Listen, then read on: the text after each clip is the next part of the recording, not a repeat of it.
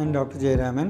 കുട്ടികളുടെ വളർച്ചയിലുള്ള ഒരു വലിയ നാഴികക്കല്ലിനെ പറ്റിയിട്ടാണ് ഞാൻ സംസാരിക്കാൻ പോകുന്നത്. അതായത് കുട്ടികൾ എത്ര മാസം മുതലാണ് കമിഴ്ന്നു തുടങ്ങുന്നത്. ഒരു കുട്ടിയുടെ വളർച്ചയിൽ ഒരു വളരെ പ്രധാനമായിട്ടുള്ള ചില നാഴികക്കല്ലുകളുണ്ട്.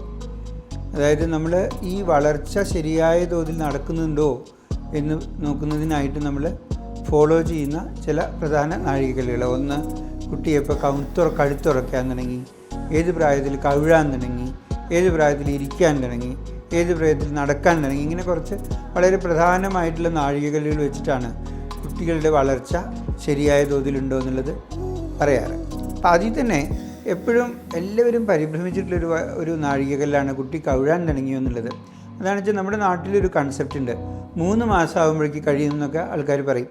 പക്ഷേ ഇതിലേറ്റവും പ്രധാനമായിട്ടുള്ളൊരു കാര്യം എന്താണെന്ന് വെച്ചാൽ കുട്ടി കവിഴാൻ തുടങ്ങുന്നതിനായിട്ട് കുട്ടിയുടെ ആദ്യം ഹെഡ് കൺട്രോൾ വരണം. അതായത് കുട്ടിക്ക് കഴുത്ത് ഉറക്കണം.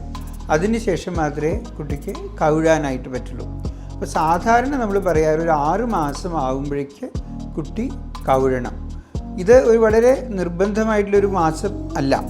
ലൈക്ക് ഏതെങ്കിലും ഒരു കുട്ടി 4 മാസം ആകുമ്പോൾ കവിഴാൻ തുടങ്ങിയിട്ടുണ്ടാകും. അതിൻ്റെ അർത്ഥം ഈ 4 മാസത്തിൽ കവിഴാത്ത കുട്ടി കുറച്ച് പുറകിലാണെന്നല്ല. അപ്പോൾ നമ്മൾ സാധാരണ ഒരു ആവറേജിൽ, അതായത് ഒരു മീൻ വാല്യൂ എടുക്കുകയാണെന്നുണ്ടെങ്കിൽ ഒരു 80-90% വരെ കുട്ടികളും 6 മാസം ആകുമ്പോഴേക്ക് കവിഴാൻ തുടങ്ങിയിട്ടുണ്ടാകും. ഇത് വളരെ ഒരു പ്രധാനപ്പെട്ട നാഴികക്കല്ലാണ്.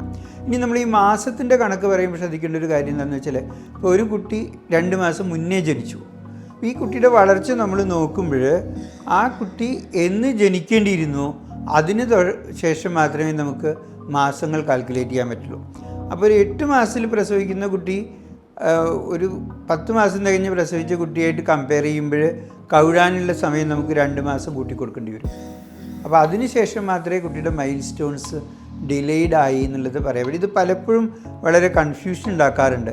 എന്നുവെച്ചാൽ കുട്ടി ജനിക്കുന്ന സമയമായിട്ട് നമ്മൾ കണക്കാക്കിയിട്ടില്ല എന്നുണ്ടെങ്കിൽ പലപ്പോഴും അമ്മമാരും പരിഭ്രമിച്ചിട്ട് വരാറുണ്ട്.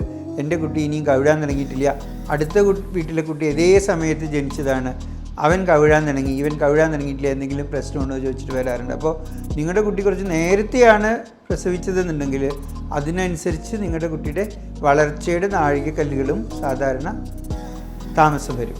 അപ്പോൾ ഇത് പറഞ്ഞ് പഠിപ്പിക്കാൻ വേണ്ടിയിട്ടാണ് ഞാൻ ഈ വീഡിയോ ചെയ്തത്. ഇത് നിങ്ങൾക്ക് ഉപകാരപ്രദമായിട്ടുണ്ടാവുമെന്ന് വിശ്വസിക്കുന്നു.